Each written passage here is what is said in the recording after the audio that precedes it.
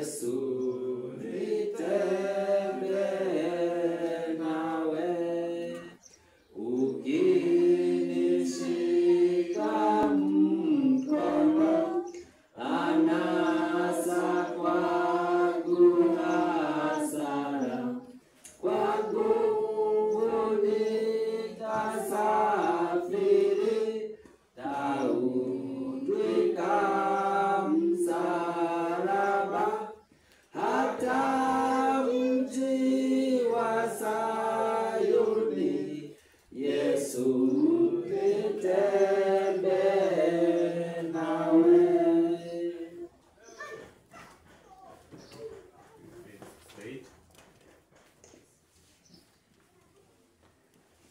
Yes, God is good. All the time. And all the time. God is good. And that is Take it away.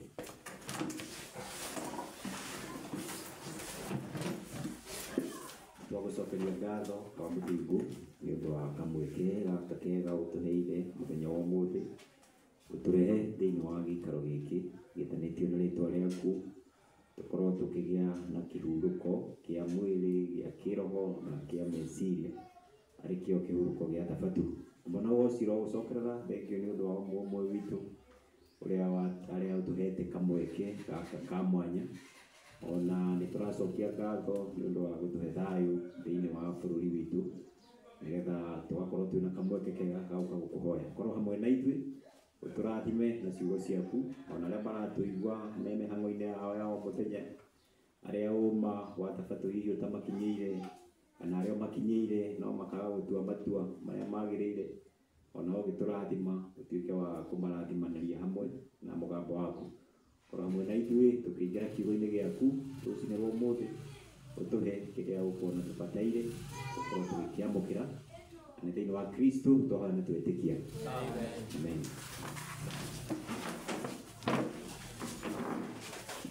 Yeah, all in you. God is good. All the time. All the time. God is good. Yeah. Thank you.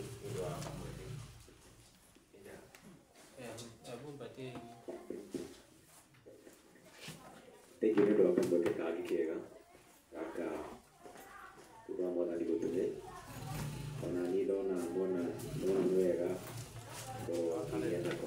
Haya, watoto tutoke tusome nje. Yeah.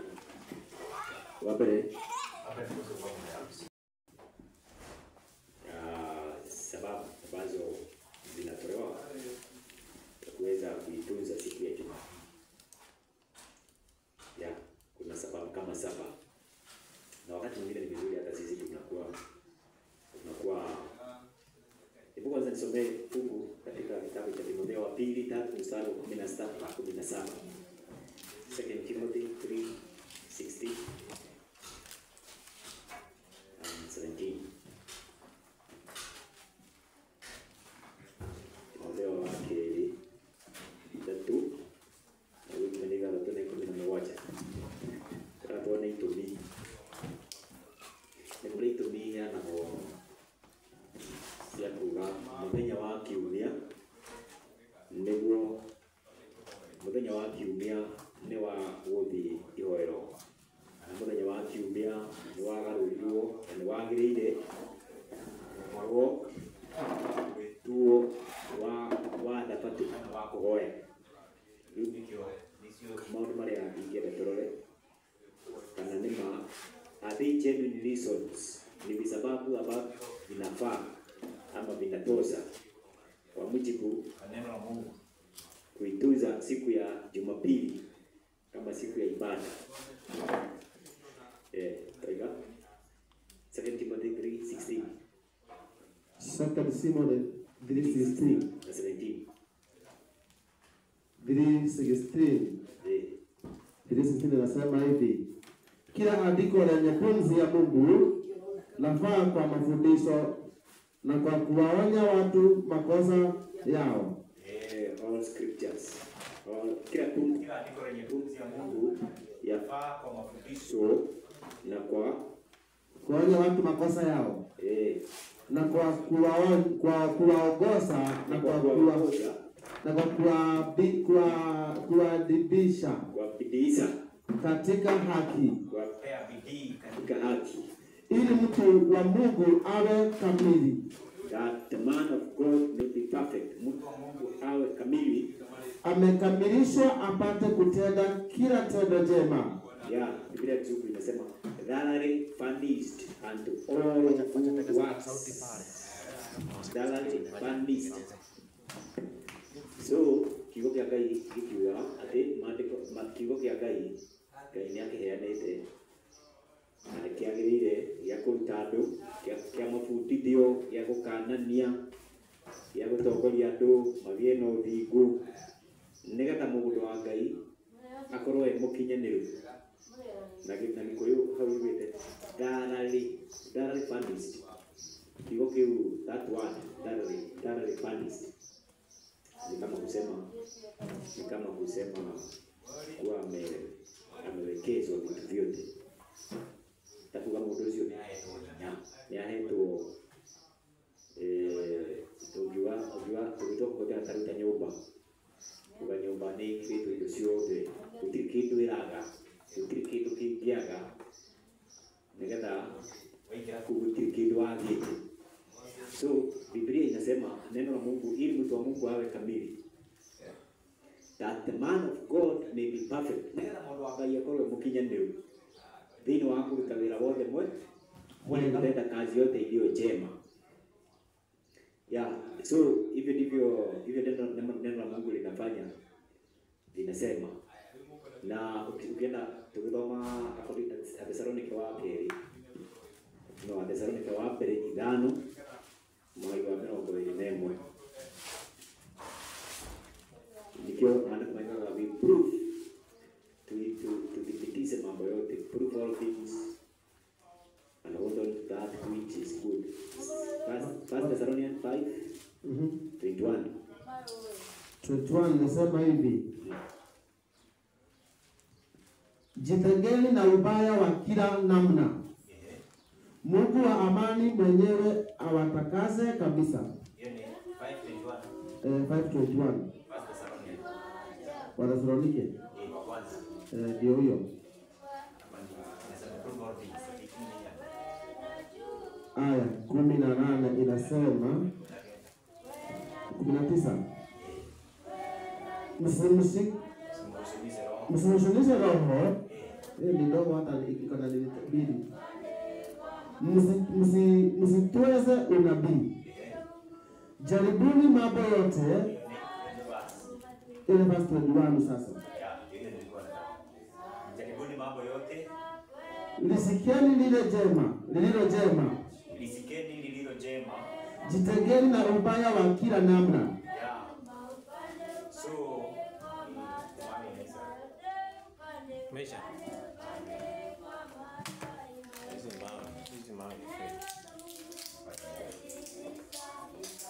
yeah,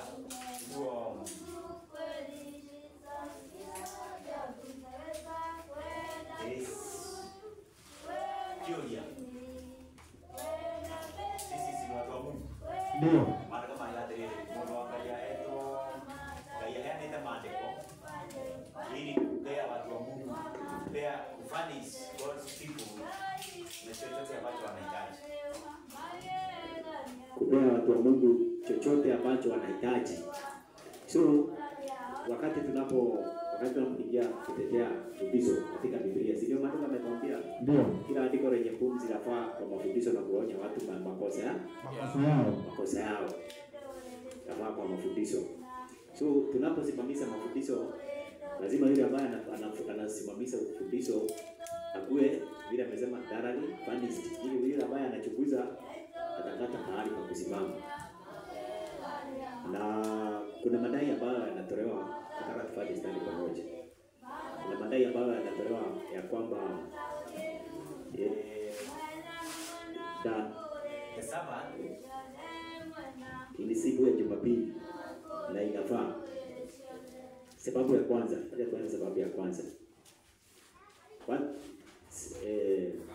gĩtũmi kĩa mbere,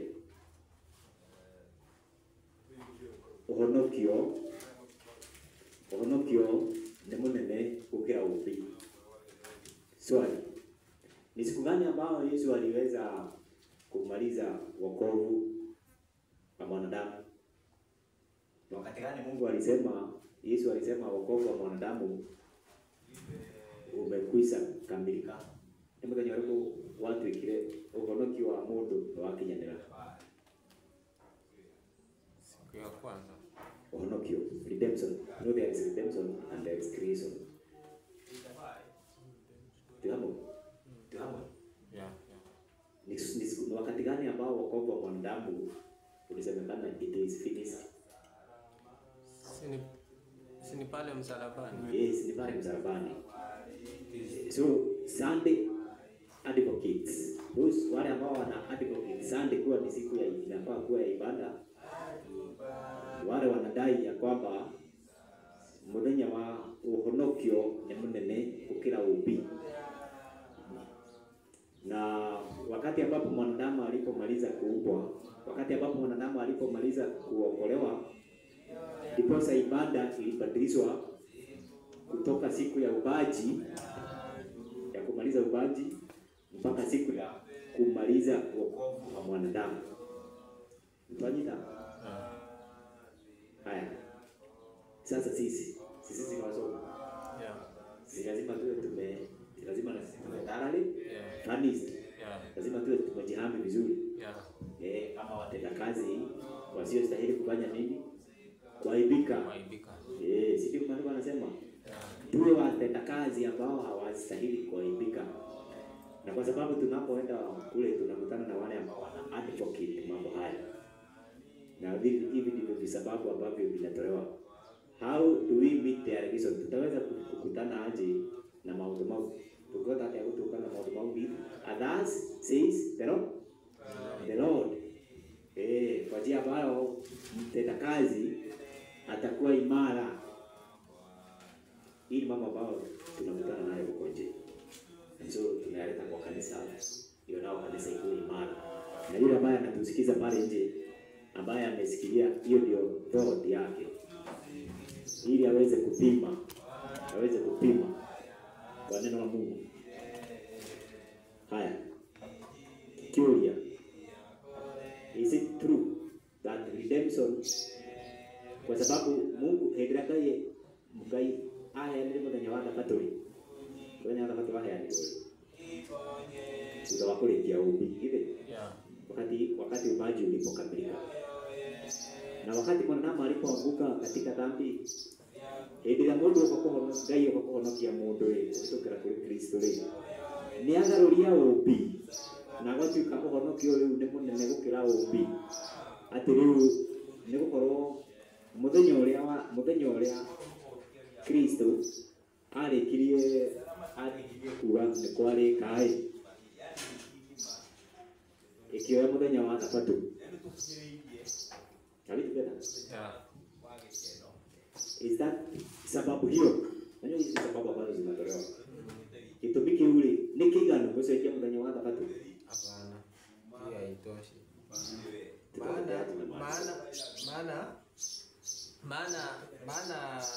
Maana ninio wacha niende. Maana Sabato ni kwa amri. Iko kwa amri. Na katika Mathayo 5:10 na ngapi? 17 Yesu anasema haja kuja kufanya nini?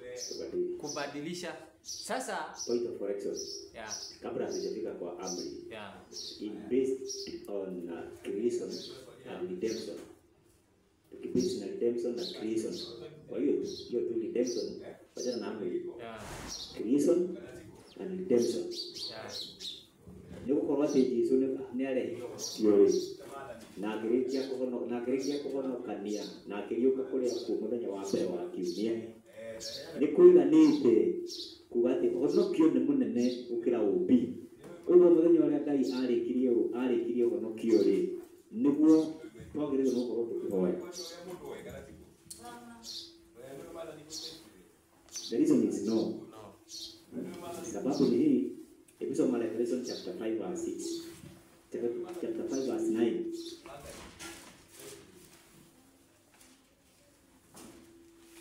Ufunuo Idano mwali wa kenda. Kugulidano mwali wa kenda higatiriri. Yes. Nao waiba wimbo mpya wakisema, wastahili wewe kukitoa hicho kitabu na kuzifungua muhuri zake na kuigora mihuri yake, kwa kuwa ulichinjwa. For thou was slain, niworagirwo, ukamnunulia Mungu kwa damu yako, and has redeemed us to God by thy blood. Watu wa kila kabila na lugha na jamaa na taifa. Yes. So muthenya wa Biblia radio orowegie redemption ni muthenya uriku? Ni muthenya wa Kristo ekirate oragirwo. Ni muthenya ona turi hau thoma Efeso 1 mwari wa mugwanja. Efeso 1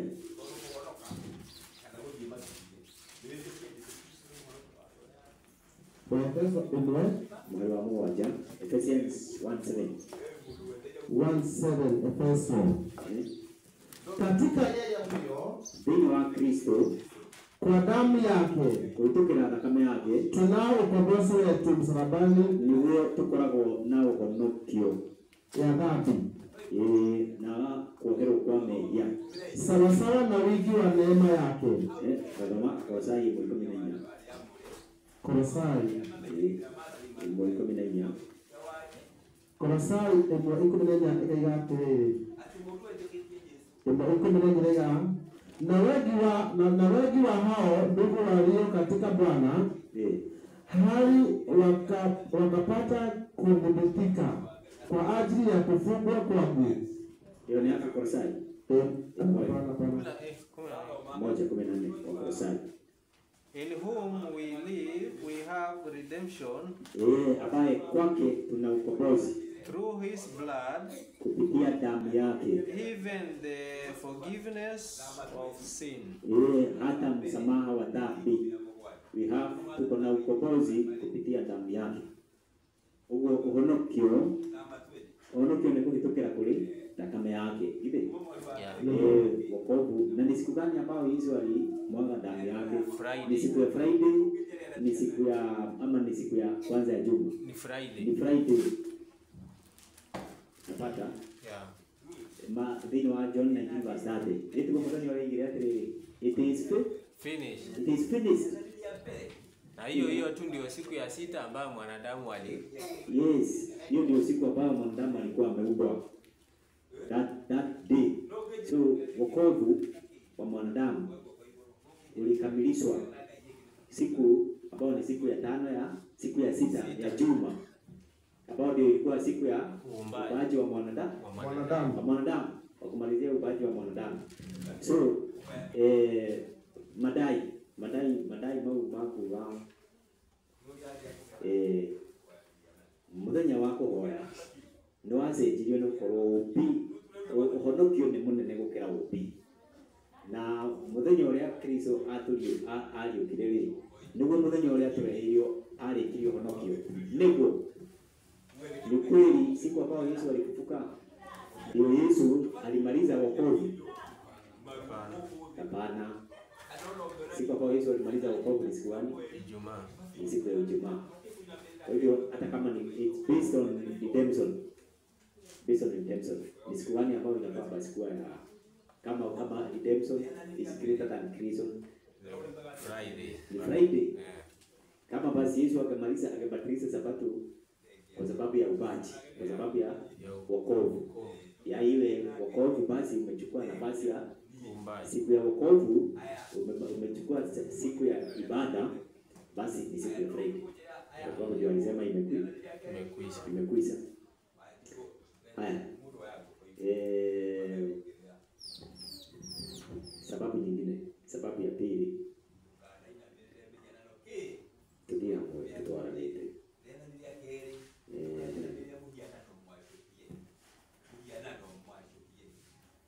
Hizo namba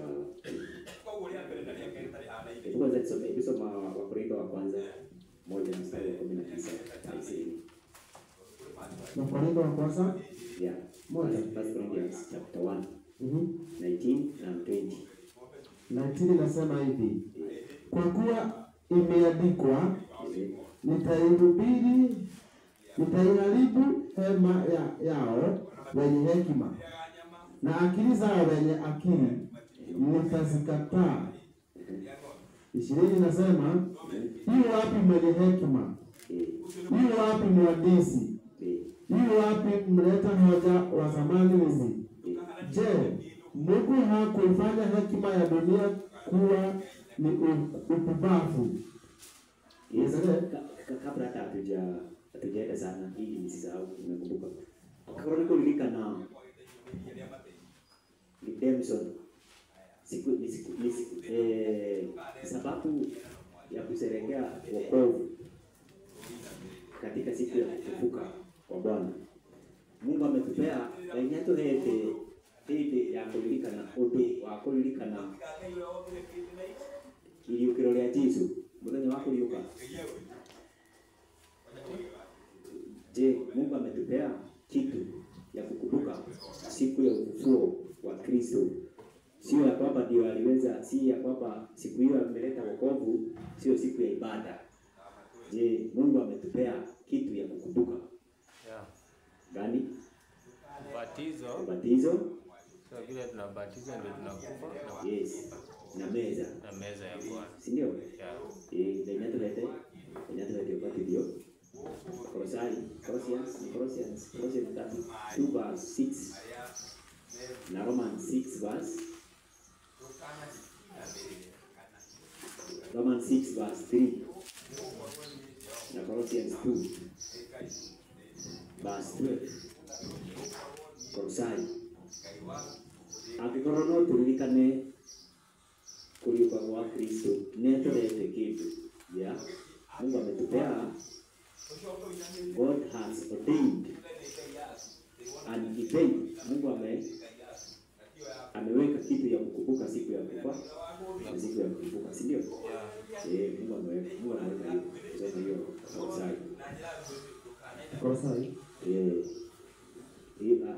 Akozai hili mstari wa buried with him pamoja na yeye katika ubatizo in baptism, wherein also we are raised with him through the faith of the operations of God, who had raised him from the dead. Kuliuka muthenya wa kuliuka kwa Yesu Ngai atuhete ti wa kweheria muthenya wa Thabatũ, ti wa kweheria tondu bingu wakinyanĩire, no Ngai nĩ atuhete muthenya wa kuririkana. Haya, sababu namba 2, hizo namba 2. Muthenya wa Yesu aliukire rĩu muthenya wa kiumia gĩtigo, kulikuwa na watu ambao walikuwa wameungana katika nyumba. Tusome John 20:19. John 20. Wanafunzi, the disciples met on that day of Lord's resurrection to commemorate the event. Gĩtũmi kĩngĩ kĩheanagwo nĩ atĩ arutwo a Jesũ nĩ matũnganĩte mũthenya ũcio kũririkana kuliuka kwa Kristo. John 20:19. Ikawa jioni, siku ile ya kwanza ya juma, pale walipokuwapo wanafunzi wa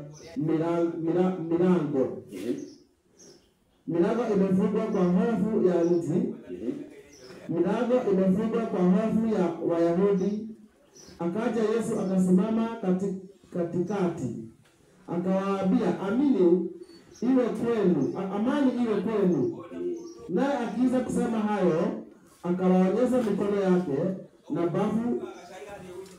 bavu wake. Basi wale wanafunzi wakafurahi walipomuona Bwana. Gĩtũmi sababu ingine ambayo inapeanwa ya kuitunza siku ya Jumapili ni kwamba wanafunzi walikutana siku hiyo kusherehekea ufufuo wake. Nauliza kanisa, is that reason genuine? That the disciples met to celebrate the resurrection of Christ on the first day. Alikuwa Yesu ni matunganite ku celebrate ikukuliuka kwa Yesu muthenya ucio wa mbere wa kiumia. Hapana.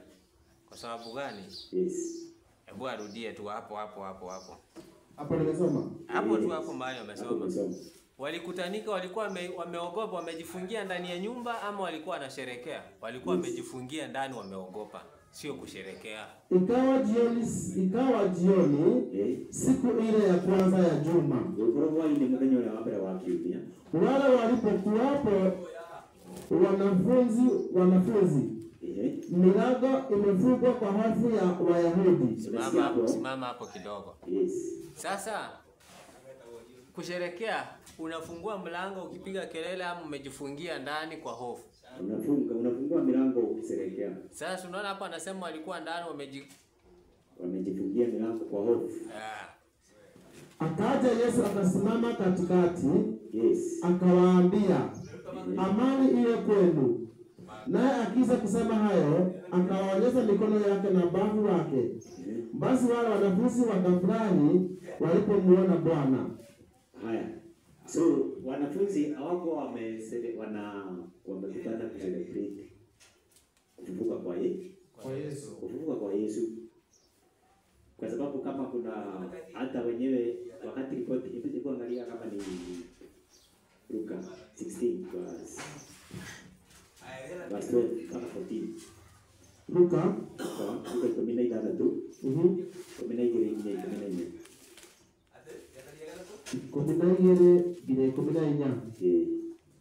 16 na kama hamkuwa waaminifu katika mali ya mtu mwingine, hiyo ni Luka Marko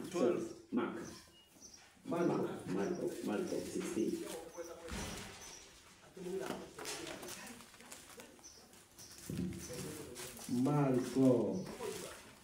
Marko 16. 12 14. Marko 16 12 to 14. 12 to 14. Basi baada ya hayo akawatokea watu wawili. Miongoni mwao ana sura nyingine, nao walikuwa wakishika njia kwenda shamba. Na hao wakaenda zao wakawapa habari wale wengine. Wala hao hawakuwasadiki. Haya, mtoe kisekunde kihane tu dhino wa Luke chapter 24. Itigo the walk to Emmaus. Wale wazee wale walikuwa wanaenda Emmaus, walikuwa wanatoka saba. Yesu tukanile nao, akaanza kutembea na wao, akiwaambia kuhusu, wakiwa wanaongea kuhusu habari za mtu ambaye ameteswa, naye hakuwa anajulikana, si ndio? Ndio. Yes. Mpaka walipoingia kwa nyumba, Yesu akachukua mkate, ndiposa wakamtambua. Wakati hawa wanafunzi waliporudi kuambia amefufuka na tulikuwa na yeye, hawakuamini. So wale ambao walikuwa wamekutanika siku hiyo, hawakuwa wamekutanika kufanya celebration. Hawakuwa wameenda kucelebrate. Kwa sababu hata hiyo the news, bila bado news ilikuwa inakuja, ilikuwa ni habari ikija, ilikuwa ni mambo mageni. Wala hawakuwa wanaamini. So for the Sunday advocates to claim ya kwamba siku ambayo wanafunzi, siku ya kwanza ya juma tunaicelebrate ama ilibadilishwa kwa sababu wanafunzi wa Yesu walikuwa wamekutana kucelebrate na Yesu akakutana na wao na akawabariki. Haitoshi.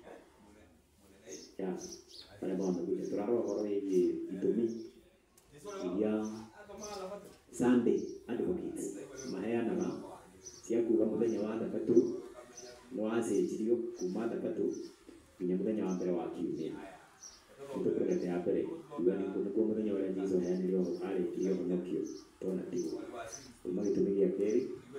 Ora mwenye wale jizo waliukile. Ati niguo arutu wake matuganite agenda moke ma celebrate. Yeah. So toro mati mwa Biblia tigo. Yeah. Na mari maundu mathietikagia tigo. Hapo wanaamini. So as Sunday keeper hiyo haitoshi. Kusema akiwa mtu wa Mungu ila pale tunasoma kwa maandiko wa 2 Timothy 3:16. Mtu wa Mungu aweze kuwa amejihami. That claims asifai kuhami mtu wa Mungu kutetea ukweli of so great importance. Yeah. Sababu ya tatu. Sababu ya tatu baada ya siku Yesu kufufuka,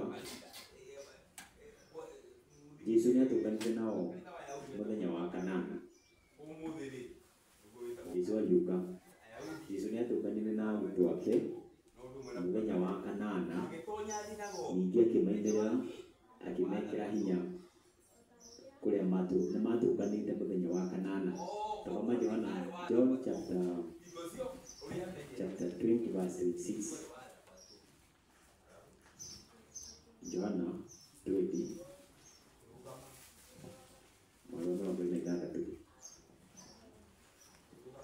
Johana 20. 20:26 inasema hivi. Yes. Basi baada ya siku 8 wanafunzi wake walikuwamo ndani tena na Tomaso pamoja nao. Akaja Yesu na milango imefungwa. Akasimama katikati akasema, amani iwe kwenu. Yes. Kisha akamwambia Tomaso, leta hapa kidole chako. Atafika hapo. Sikiliza. So, Yesu aliukile. Ile dalili sisi hapo tumepata Yesu alipofuka siku ya kwanza ya juma. Si ndio? Ndio. Lakini hawakuwa wamekutanika kucelebrate kufufuka kwa Yesu. Lakini ilikuwa ni siku ya kwanza, which is called Sunday. Sunday is the first day of the week always. And so Sunday advocates tumeona kwamba is the day ambao walikuwa wamekutanika, hawakuwa wamekutanika kucelebrate kufufuka kwa Kristo. So hiyo tumeiondoa kwa list, sio? Ndio. Hawakuwa wamekutanika kucelebrate kifo. Kwa hivyo haikuwa ati Yesu aliweza kubariki mikutano ya Jumapili hiyo ya ibada ikaondoa Sabato. Sasa another reason so inaongezewa. Kwa hiyo baada ya hiyo siku on 8th day, siku ya 6, Yesu alikutana na wao. Baada ya siku 8 Yesu alikutana na wao tena na akaweza kuwabariki. Sorry. That reason after 8 days inatosha kusema kwamba si unaona baada ya kufuka kwa Kristo siku ya Jumapili ile Jumapili nyingine ambayo ilifuata Yesu pia alikutanika na wao tena walikuwa katika kusanyiko wameunganika na tena akawabariki.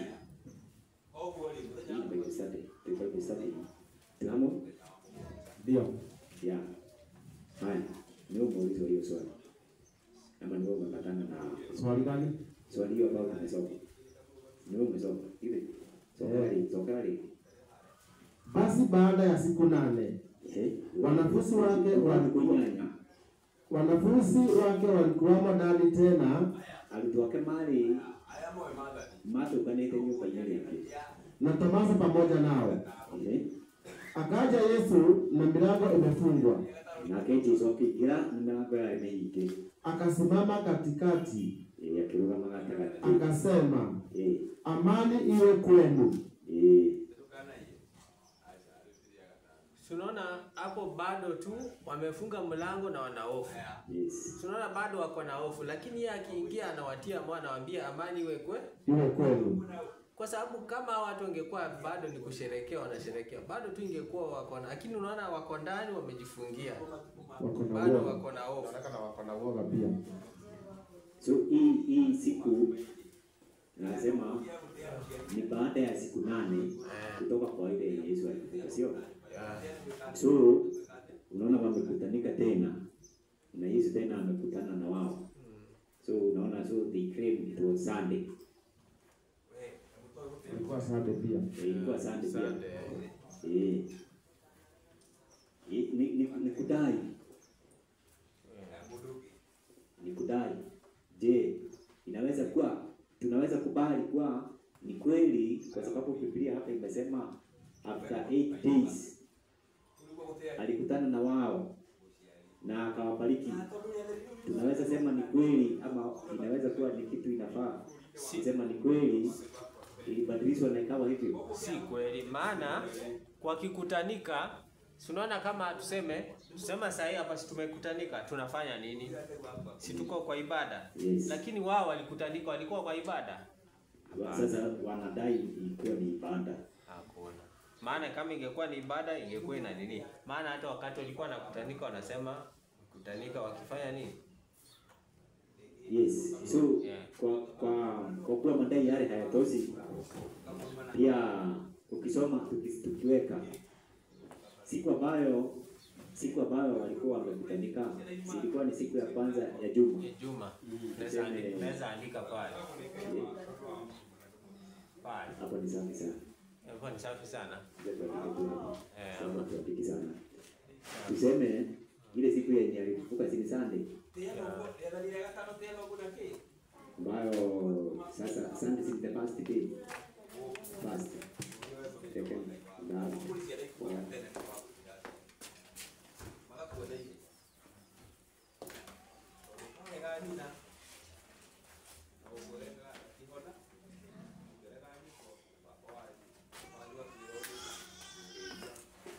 So inakuwa hii inakuja hapa tena 1 2 3 4 5 6 7 so 8 na tena inaweza kuwa hiyo ndio ilikuwa siku ambayo walikutana na wao. Inaweza kuwa ndio walianza hapa, si ndio? Inaweza kuwa after siku ya pili ilikuwa ni hii 1 2 3 4 5 6 7. So whether ikawa the 8th day ilikuwa ni gani? Inaweza kuwa ni Monday. Inaweza kuwa ni Monday. Unaona? Tunapo itote. Yaani ni kusema hivi, ile mambo mali atiriri. Na baada ya siku ya na after 8 days. Ni kweli Yesu anaweza kuwa alikutana na wao. Lakini kama vile tumesoma, wao walikuwa siku zote wanadumu katika ile nyumba. Si ndio? Si ya kwamba ilikuwa after hiyo siku ya kwanza sasa walitoka wakaenda wakarudi the 8th day, iwe siku ya ibada. Lakini walikuwa katika ile nyumba wakati wote. So hiyo Yesu akakutana na wao siku ya 8. Na tena inaweza kuwa sio hiyo kuanzia hiyo siku yenye sasa sio hiyo ilikuwa sasa hii, this is not a weekly cycle. Hii inaweza kuwa ni kama vile tunaweza sema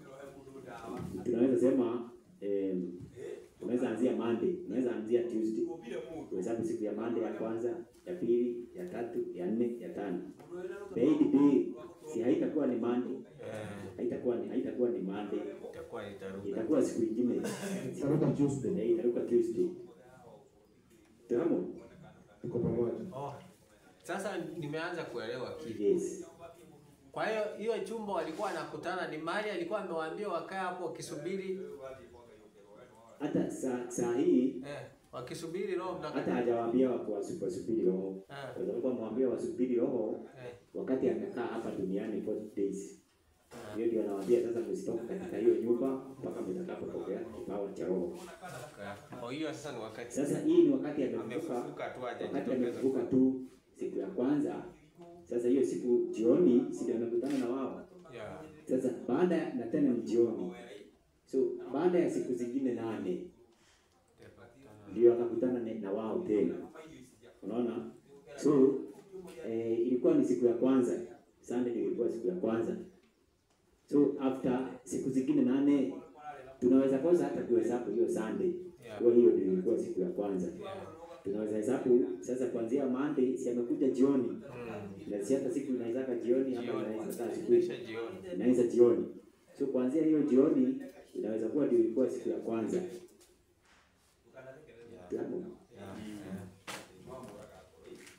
Haya, hebu soma Mathayo 17 mstari wa kwanza.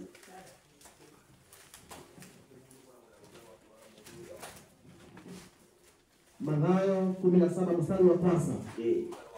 Na baada ya siku 6, Yesu akawatoa Petro na Yakobo na Yohana nduguye, akawaleta juu ya mlima mrefu faragani, akageuka sura yake mbele yao.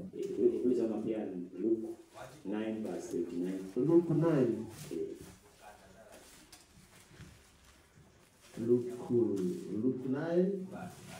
Luke 9 ngapi? Luke 9 verse 8. Luke 9 verse 8 nasema hivi. Baada ya maneno hayo, yapata siku 8, aliwatoa Petro na Yohana na Yakobo, akapanda mlima ili kuomba. Ikawa katika kusali kwake, sura ya uso wake ikageuka. So nasikia Biblia inatumia after certain days. Na isemi after siku hiyo ni kuanzia siku fulani specific. Ni kuanzia Sabato ama ni kuanzia Sunday. Unaona? So inakuwa ni kuanzia siku fulani, kuanzia kitendo kile kufanyika. Tunapo? Ndio. Biblia inaweza hesabu kuanzia siku fulani zimepita ili kitu hiyo ama wakati kitendo fulani imefanyika, inaweza hesabu na siku 7 baadaye. Si kusema ilikuwa imeanza the first day ndio tuhesabu baada ya siku 8 ambayo ilianza Sunday ikiwa ya kwanza, inaweza turudi mpaka Sunday. The point Act 1 verse 3. So Matendo ya Mitume 1 mstari wa 3. Matendo ya Mitume 1:13. 1:13 inasema hivi. Hata walipoingia wakapanda orofani, walipokuwa wakikaa Petro na Yohana na Yakobo na Andrea, Filipu na Tomaso, Bartholomayo na Mathayo, Yakobo wa Alfaya na Simoni Zelote na Yuda wa Yakobo. Hawa wote walikuwa wakidumu kwa moyo mmoja katika kusali pamoja, nao wanawake. Haya, atafika hapo. Umesikiaje? Walida de hapo.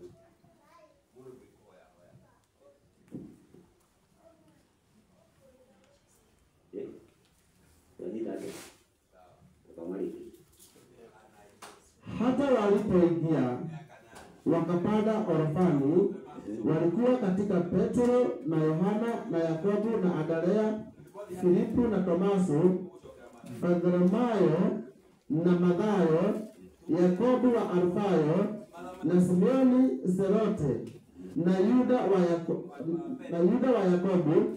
Hawa wote walikuwa wakidumu kwa moyo mmoja katika kusali pamoja, na wanawake na Mariamu mama yake Yesu na ndugu zake.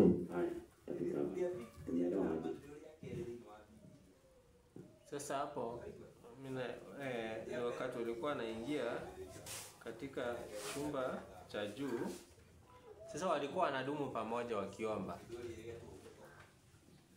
kama wanafunzi kama walikuwa wanakaa pamoja Pamoja na kuomba. Yeah, ni kama walikuwa wanakaa kama vile tuko hapa Mugigi sasa. Yes. Unaona sasa si Mugigi hao ni kama walikuwa wanakaa wote wakiwa kwenye hiyo Sehemu moja. na wanapokutana wanakuwa wanakutana kwa ajili ya maombi ama kwa ajili ya masomo kama vile tumekutana. Yaani tuseme walikuwa wanajitihada, wanaweka sio ati wanaenda tu Sabato. Hawakutani siku moja. Walikuwa wanakutana. Walikuwa wanakaa pamoja, wanakutana pamoja. Yeah. Wakati wote walikuwa ni kama wanakaa pamoja. Kabisa. Ni kama wanafunzi wote ni kama walikuwa wanakaa pamoja. Kama walikuwa wanakaa pamoja. So wakati ambapo Yesu anakuja, akuji kusema kwa sababu amekuja kwao, ilikuwa ni siku ya ibada. Ndio hiyo. Hapana. Siku zao wakati wote walikuwa wanakaa pamoja. Walikuwa wanakaa pamoja. So it's not enough reason kusema Sabato ilibadilishwa kwa sababu baada ya siku 8 Yesu alikuja kwao na akawapata wakiwa wameungana. Hawakuwa wameungana ambao ni siku ya 8, either ni Jumapili, either ni Monday, either ni Tuesday. Haikuwa ilikuwa ni siku ya ibada. Ilikuwa ni desturi yao. Walikuwa wanakaa pamoja. Tuseme kwa mfano mimi nilipoamini nilipoelewa kweli, tulikuwa tunakutana kila Wednesday jioni kwa kanisa, tunaomba, tunafundishana, tunaimba, pia tunaomba, pia tunarudi kwetu. Kama yani tuseme na kila mtu alikuwa anatoka pahali anakaa, lakini Yes, na hivyo ndivyo inakuwa. Mostly tukijua kama ya Yesu na kitu kana watu wake. Ule maida mau ule mali na tezi. Na ule mali ete Yesu ali. Na thutha wa kumenya ati huyu ambaye ameuawa ndiye alikuwa mwokozi wa ulimwengu. Ni huyo. Unaona hii? So hawakuwa watu ambao sasa walikuwa halali.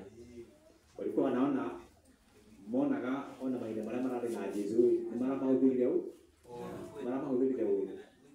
Uwe dhaisi magro ne kono kia maida maodo la maodo. Yeah. So that sababu that reason kusema ati after the 8th day walikuwa wamekutanika siku ya ibada, haitoshi maandiko, haina uzito wa mtu wa Mungu kusema anaweza kutetea Sunday kwa sababu ya sababu hiyo. Haitoshi. Sababu ya 4, mvua buraro ile andu yenye wa mbele wa kiumia. Mvua tunaita aje? The Pentecost, the day of Pentecost. Act 2 verse 1 and 2. Matendo ya Mitume 2:1-2. Matendo ya Mitume 2 verse 1. Matendo ya Mitume 2:1. Hata alipotimia siku ya Pentekoste. Hata ilipotimia siku ya Pentekoste. Walikuwako wote mahali pamoja. Kukaja ghafla kutoka mbinguni ufumi kama ufumi wa upepo wa nguvu ukienda kasi, ukaijaza nyumba yote waliokuwa wameketi. Asante. So sababu ya 4 gitumia ana kia andu muthenya wa kiumia kuga ni kwagirire gukorwo wa kuboyo ni ati muthenya ucio niguo muthenya uria wari wa Pentecoste, na nigukorwo Ngai ni iria tuokura ya roho na muthenya ucio ni matukanite hamwe. Itugo maandiko maiga hata ilipotimia siku ya Pentecoste walikuwako wote mahali pamoja. So hiyo siku ya Pentecoste ilikuwa ni siku ya ngapi ya wiki? Pentecoste. Alisema Pentecoste ni siku ya 50.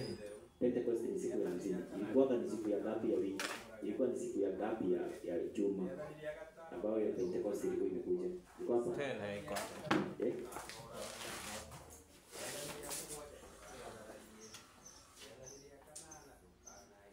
Pentecoste ilikuwa ni siku ya ngapi? Siku ya ngapi ya wiki? Hivi tutarola dini wa kuangalia kwa siku ya kwanza. Oh, the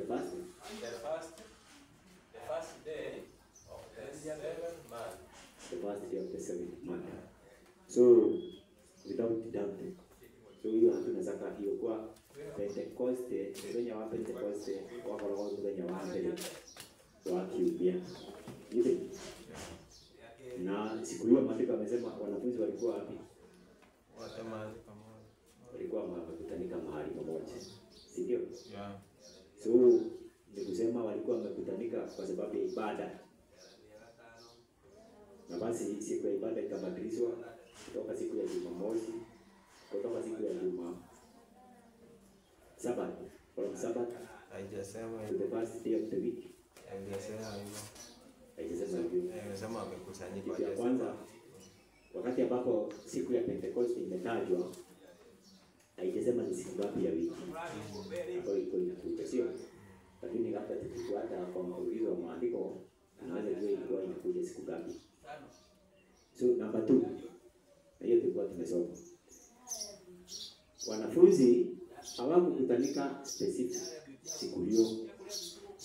Ilikuwa ni desturi yao. Ilikuwa ni desturi yao kutanika. So Pentecoste iliwapata wakiwa wamekutanika. Wakiwa wamekutanika ambao ni desturi. Na pia kuna ni kitu gani kilikuwa inafanyika katika siku hiyo? Pentecoste ndio ilikuwa na kumwagiwa roho. kuna ile bwana, unajua ilikuwa ni Pentecoste, ilikuwa ni siku gani katika karaka ya Wayahudi? Hapo ndani ya Pentecoste ilikuwa ni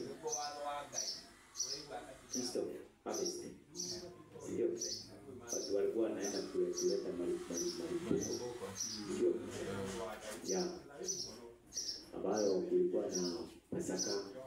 Pasaka ilikuwa siku gani?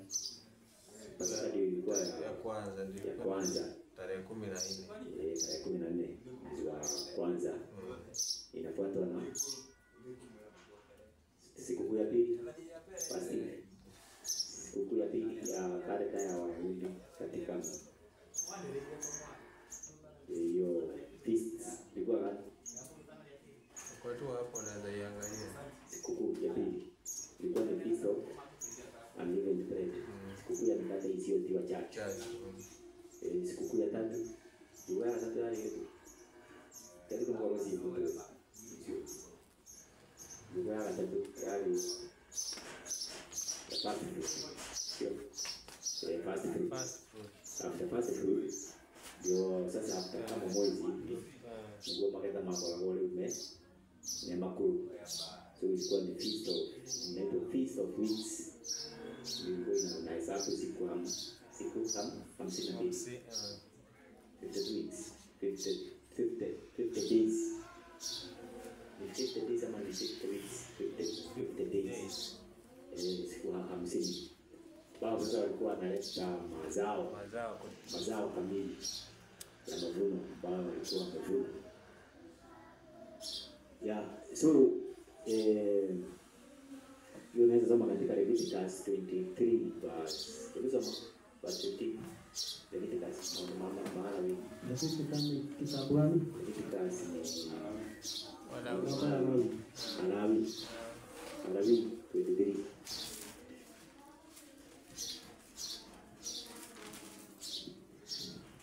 Malawi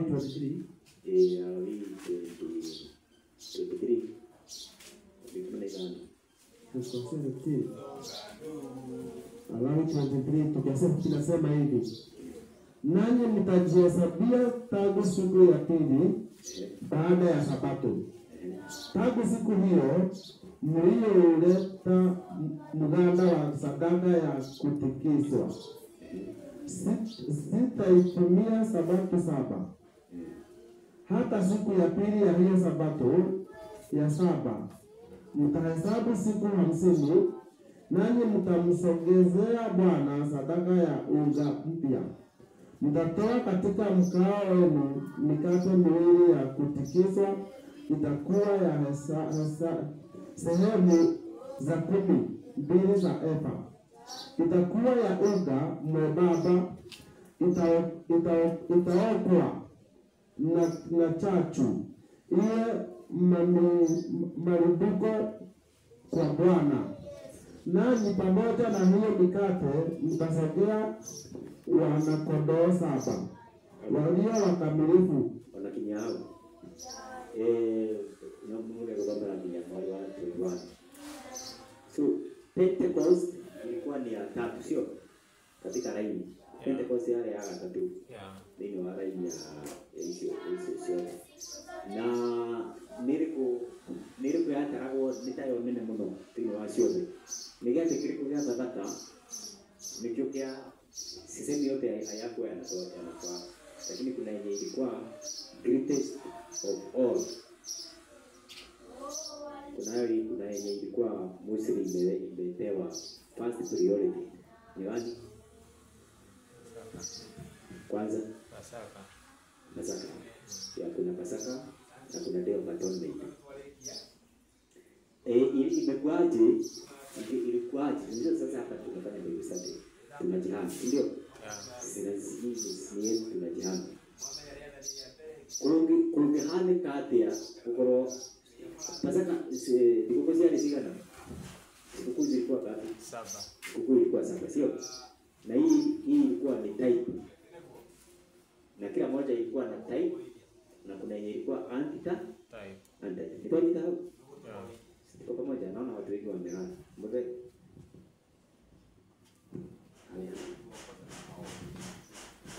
Hai.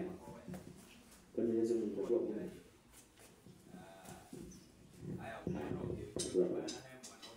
Curia. They know have feasts. Haya sanctuary. Sio kazi ya mihano. Hizo zilikuwa type, ilikuwa ni kama kivuli. Ambao kivuli kuna ile ambayo ina kiru ile kitorogo to kinya koro haina kiria. Ile ambayo ni halisi, sio? Kama ni wewe ukisimama siku na kivuli yako. Kivuli sio wewe. Kuna yule ambaye anatoa kivuli. Je, na Biblia ilikuwa 7. How comes ni moja ambayo ilikuwa type, wakati anti-type zimekuja zikapatana, ingekuwa sasa imebadilishwa, Sabato imeingia katika hiyo siku. Sipazi Sabato ilikuwa ibadilishwe mara ngapi? Kama ni hivyo, kama feast ya sanctuary, wakati type inakutana na anti-type, siku mwanzo baada Sabato ilikuwa ibadilishwe mara 7. Ndio. Kwa sababu sikukuu zilikuwa ngapi? 7. Zilikuwa 7. How comes kugetuka ate muthenya umwe wathi gukwe hindire cia tungana ri hindire kiru gya tungana kiria kirikio tabatu ni azenjia itukiwa atiriri thini wa ciothe cia bathaka ri muthenya uria cia akinyanira ri muthenya ucio watuika wa thabatu. So hiyo sababu hiyo imetoza kusema siku ile ambayo ilikuwa watumishi walikuwa wamekutanika, siku hiyo ilikuwa ni siku ya kwanza ya juma, na basi siku ya Bwana ikabadilishwa ikawa siku hiyo. Je, imetoza? Imetoza. Proverbs 3:6. Kimombe na kwa tumhayo tariwa hapa. Hiyo ni basi kwa kichwa. Wale mabadilio. So kama Vimo gate wa 6. Vimo gate verse 6. Timotheo verse 6 na tubu akiazimu kusafiri siku ya pili yake. Yes. So, is that genuinely so? Ito kiigano. Ya, riro mandiko na maigariki. Nige endelea kanisa watu kanete. Muthenya wa mbere wa kiumia. Muthenya wa mbere wa kiumia ni uriku? Kesho. Ni Sunday, sio? Hebu arudia hiyo andiko. Rudia tena. Acts 20:7. Hata siku ya kwanza ya juma, Na muthenya wa mbere wa kiumia, tulipokuwa tumekutana ili kumega mkate, niria twatukanite nigetha tulie mugate, Paulo akawahutubu akiazimu kusafiri siku ya pili yake. Paulo agitungata na njira ya kiugo, naye akafunuza maneno yake abangite guthii rucio, agithii na mbere na kwaria muno hata siku ya manane. Siku ya manane. Hapo ndio nilikuwa nataka. Kwa hivyo tunaona tuseme kama vile tuko hapa saa hii Sabato, si ndio? Yes. Alafu tumalize. Sasa tunaona vile tunaelewa vile Biblia inasema kulingana na Mwanzo 1:5. Siku inaanza jioni. Sasa hao wakati walimaliza Sabato ndio walikutana. Asubuhi yake alikuwa anasafiri. Tuko pamoja, tunapatana. Siku ambayo walikuwa wamekutanika sio siku ya kwanza ya juma, si Sunday. Hapo wana mkutano wa siku ya Jumapili. Matiari na gitukano kia muthenya wa kiumia. Tigwo matukanite uyu muthenya wa mbere wa kiumia. Paulo bandiko matina gweta atiriri ati mari tabatu hamwe na mari mugate hwaini. Ugu tiko mandiko maiga. Riu mandiko maiga. Tazokera riki. Uthi na mbere nginya muhari wa sokera riki. Tukirikia. Hata siku ya kwanza ya juma, tulipokuwa tumekutana ili kumega mkate, Paulo akawahutubu akiazimu kusafiri siku ya pili yake. Naye akafuliza maneno yake hata usiku wa manane. Palikuwa na taa nyingi katika orofa ile. Tulipokuwa tumekusanyika, kijana mmoja jina lake Eutiko alikuwa ameketi dirishani akalemewa na usingizi sana. Hata Paulo alipoendelea sana kuhubiri, akazidiwa na usingizi wake, akaanguka toka orofani ya 3, akainuliwa amekwisha kufa. Paulo akasuka akamwangukia, akamkumbatia akisema, msifanye ghasia, maana uzima wake ugalimo ndani yake. Akapanda juu tena, akamega mkate, akala, akazidi kuongea, na hata alfajiri ndipo akaenda zake. Wakamletea ule kijana yu mzima, wakafarijika faraja kubwa sana. Ni muthenya uriku Paulo? Ni siku gani Paulo alimega mkate? Siku ya kwanza ya juma, sio? Siku ya kwanza ya juma. Yetiko. Na ni usiku, sio? Na ilikuwa hitokite dhati. Dhati sio tuko. Ndio ndio mwana kio kwa hii. Ndiko kia hitokite dhati sio tuko. Tukuhũthĩra gĩtariki ya mathaa ma rĩu. Mũthenya ũkĩrega gacigana gĩtariki ya mathaa ma thĩ. Tata cio tukui. Na ũguo rĩ, nĩ mũthenya ũrĩkũ Paulo arĩire mũgate? Nĩ mũthenya wa kerĩ. Tukuhũthĩra gĩtariki kĩu.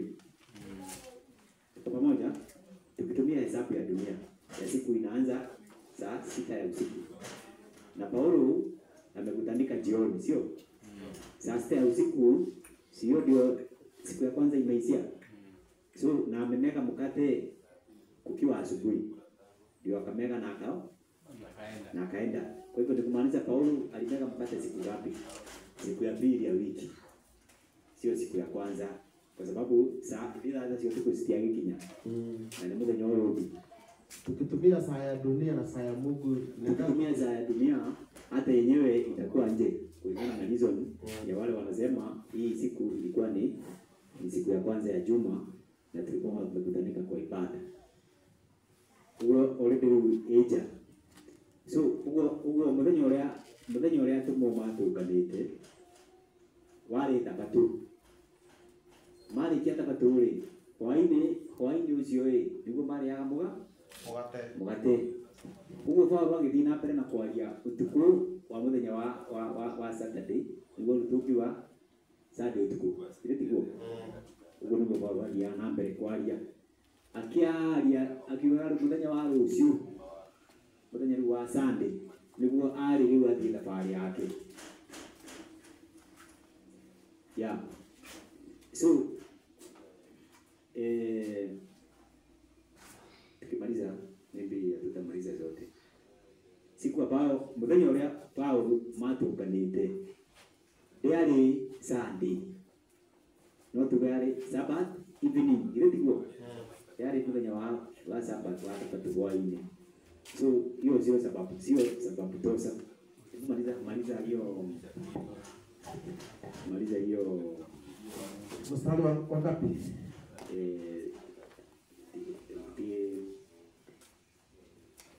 First Corinthians 11 verse 4. Maliza. Corinthians. Yeah. Sura ya 11:23. 11 mstari wa 8. First Corinthians 11:23. Hiyo ni mwisho. Alafu 11:23. 11:23 inasema hivi: kwa maana mimi nalipokea kwa Bwana naliyowapa ninyi, ya kuwa Bwana Yesu siku ile aliyotolewa alitoa mkate, naye akiza kushukuru akaumega akasema, huu ndio mwili wangu ulio kwa ajili yenu, fanyeni hivi kwa ukumbusho wangu. Na vivi hivi baada ya kula akakitoa kikombe akisema, kikombe hiki ni agano jipya katika damu yangu, fanyeni hivi kila mnywapo kwa ukumbusho wa maana kila mlapo mkate huu na mkinywa kikombe hiki mwaitangaza mauti ya Bwana wanafanya ni toka kutoa mawazo